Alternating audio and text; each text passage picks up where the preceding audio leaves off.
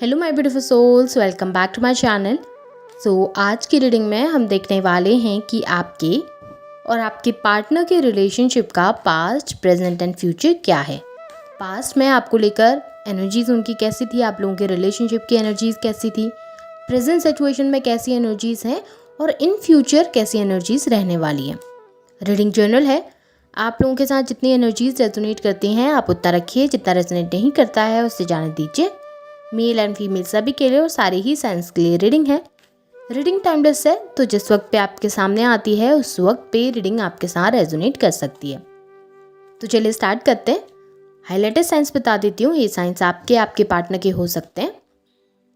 आप लोग air sign के हो सकते हैं, Gemini, Libra, Aquarius. Earth sign के हो सकते हैं, टॉरस, वर्गो, कैप्रिकॉर्न। और फायर साइन के हो सकते हैं, एरीज, लियो, सैजिटेरियस।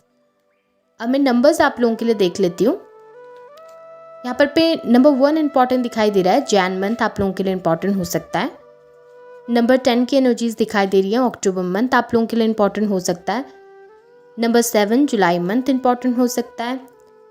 नंबर 8 की एनर्जीज है यहाँ पर पे अगस्त मंथ आप लोगों के लिए इंपॉर्टेंट हो सकता है।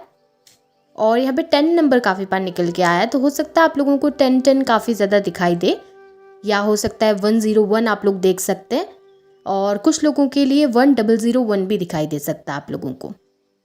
और यहाँ पे 2 नंबर फेब मंथ की एनर्जीज भी हैं और नंबर 4 अप्रैल मंथ की एनर्जीज भी दिखाई दे रही हैं। तो चलिए स्टार्ट करते हैं। सबसे पहले पास्ट की एनर्जीज से देखेंगे। तो यहाँ पे ना मुझे आपकी पास्ट की एनर्जीज में दिखाई दे रहा है कि आप लोगों का रिलेशनशिप ना बहुत ज़्यादा अच्छा था।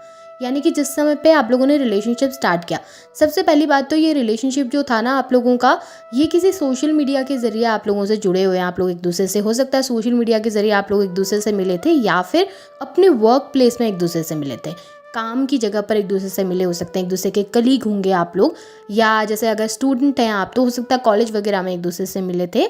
उससे पहले आप लोगों की मुलाकात नहीं थी, उससे पहले आप लोग एक दूसरे को नहीं जानते थे। यानी कि आप लोग एक दूसरे को चाइल्डहुड फ्रेंड नहीं थे, बल्कि बाद में आपने एक दूसरे को जानना पहचानना स्टार्ट किया। तो जिस वक्त ये रिलेशनशिप स्टार्ट हुआ था ना, उस वक्त ये रिलेशनशिप काफ़ी ज़्यादा प्योर था। आप दोनों की ही तरफ से काफ़ी ज़्यादा अट्रैक्शन एक दूसरे के लिए देखा गया था। आप दोनों ही एक दूसरे की तरफ खींचे चले गए थे, एक दूसरे से बातें करना काफ़ी पसंद था। और स्टार्टिंग में हो सकता है आप लोगों ने दोस्ती से शुरुआत करी, यानी कि आप एक दूसरे के फ्रेंड थे, बहुत अच्छी कम्युनिकेशन आप लोगों की होती थी, अंडरस्टैंडिंग काफ़ी अच्छी रही। तो आप लोगों ने ट्राई किया कि अब इसे रिलेशनशिप में कन्वर्ट कर देना चाहिए। फिर आप लोगों ने एक दूसरे के साथ इस रिलेशनशिप को बिल्ड किया है, ड्रीम्स काफ़ी सारे देखें। तो उस वक्त ना ये रिलेशनशिप बहुत ज़्यादा प्योर था, दोनों की ही तरफ से एनर्जीज काफ़ी अच्छी थी, दोनों एक दूसरे से काफ़ी ज़्यादा प्यार करते थे, एक दूसरे के लिए काफ़ी ज़्यादा फीलिंग्स रखते थे और एक दूसरे के लिए ना हमेशा डिवोटेड रहते थे हर एक चीज़ करने के लिए। रात रात तक बातें एक दूसरे के साथ हुआ करती थी, एक दूसरे की प्रॉब्लम्स को समझा करते थे, उनका सॉल्यूशन एक दूसरे को दिया करते थे। मुश्किल समय में आप दोनों ने एक दूसरे को सपोर्ट किया है और शायद इसी वजह से आप ना उनकी तरफ ज़्यादा अट्रैक्टेड हैं, या फिर कहूँ कि आप ज़्यादा कनेक्टेड हैं, क्योंकि इस इंसान ने आपको उस समय संभाला था जिस समय आपको लगा नहीं था कि ये इंसान आपकी ज़िंदगी में आ सकते हैं, कोई भी आपकी ज़िंदगी में आ सकता है। आप उस वक्त बहुत वीक पॉइंट पे थे अपनी लाइफ में, आपकी फैमिली लाइफ में प्रॉब्लम था, आपकी जनरली पर्सनल लाइफ में प्रॉब्लम थी। तो इस इंसान ने आपको हैंडल किया काफ़ी ईजीली, इस इंसान ने आपकी मदद की है काफ़ी इजीली। और आपको ना इनका वो साइड बहुत अच्छा लगता है, वो कम्युनिकेटिव साइड बहुत अच्छा लगता है, वो साइड जहाँ पर ये एक्सप्रेस करते हैं अपनी फीलिंग्स, वो अच्छी लगी। प्रॉब्लम्स तब होना स्टार्ट हुई जब आप लोगों के बीच में ना मिसकम्युनिकेशन होना स्टार्ट हुआ, बातें गलत तरीके से एक दूसरे के सामने प्रेजेंट होना स्टार्ट हुआ, क्लियरिटी नहीं आई चीज़ों को लेकर, आपके पार्टनर ने वो कमिटमेंट आपको नहीं दी जो कि आप चाहते थे। देखिए प्रेजेंट सिचुएशन में भी मुझे दिख रहा है कि एक ना मैनिपुलेशन की एनर्जी, आपको लगता है कि वो आपसे झूठ बोल रहे हैं, आपको लगता है कि वो आपसे बातें छुपा रहे हैं, और ऐसा है भी। वो काफ़ी सारी चीज़ें ऐसी होती हैं, वो ये सोचते हैं कि आपको हर्ट ना हो, आपको तकलीफ ना हो, इसलिए बातों को छुपा देते हैं। हो सकता है आप दोनों ने एक दूसरे को ऊपर डाउट करना स्टार्ट कर दिया, आपको लगने लगा कि उनकी लाइफ में कोई दूसरा इंसान आ गया है, और आपके पार्टनर को लगने लगा कि शायद आपकी लाइफ में कोई दूसरा इंसान आ गया है। और आप लोगों ने ना एक दूसरे के साथ वो बातें क्लियर करना भी ज़रूरी नहीं समझा, ना आपने ज़रूरी समझा ना उन्होंने ज़रूरी समझा।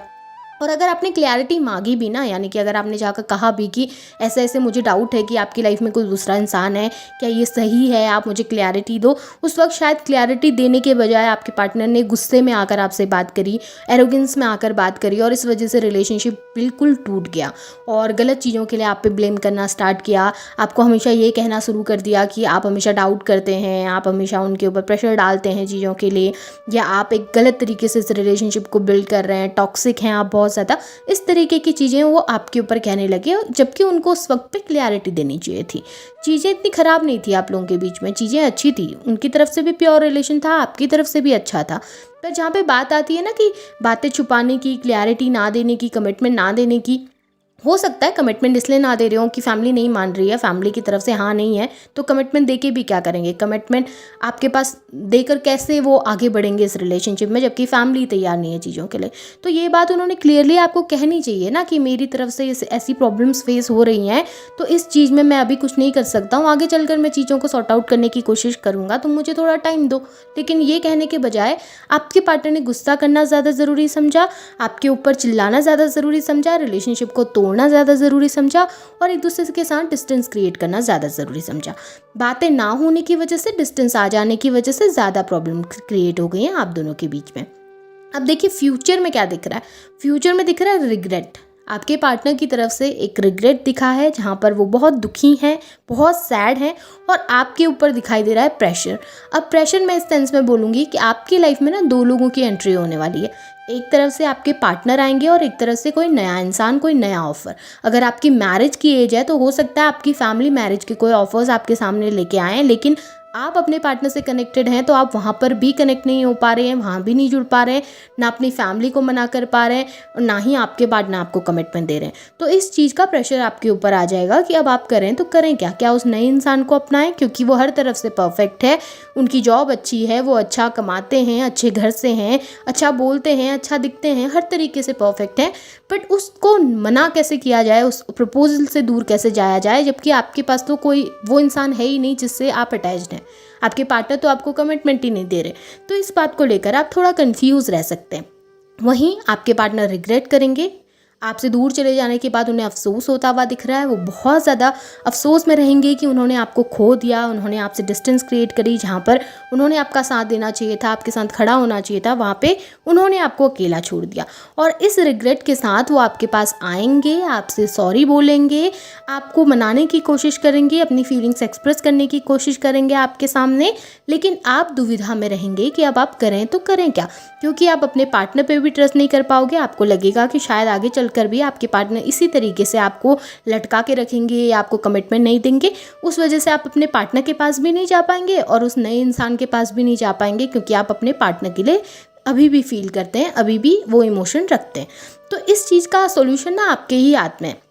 आप जो भी डिसाइड करोगे आगे चलकर आपके लिए अच्छा होगा, अगर आप उसे इस तरीके से डिसाइड करें कि आपको क्या चाहिए, जो आपको चाहिए वो आप करेंगे ना तो आपके लिए बेहतर होगा। बल्कि किसी की ज़बरदस्ती में आके आप कुछ गलत डिसीजन ले लेंगे तो आगे चलकर आपको दिक्कतें फेस करनी पड़ सकती हैं। तो जो भी डिसीजन करें सोच समझ के करें।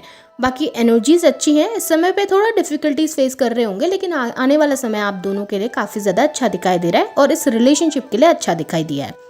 सो ये आपके पार्टनर की और आपके रिलेशनशिप की पास्ट प्रेजेंट की एनर्जीज़ हैं। होप आपके साथ रेजोनेट हुई होंगी। रेजोनेट हुई हैं तो इन्हें क्लेम कीजिए, लाइक कीजिए, शेयर कीजिए, चैनल को सब्सक्राइब भी ज़रूर कीजिएगा। Thank you.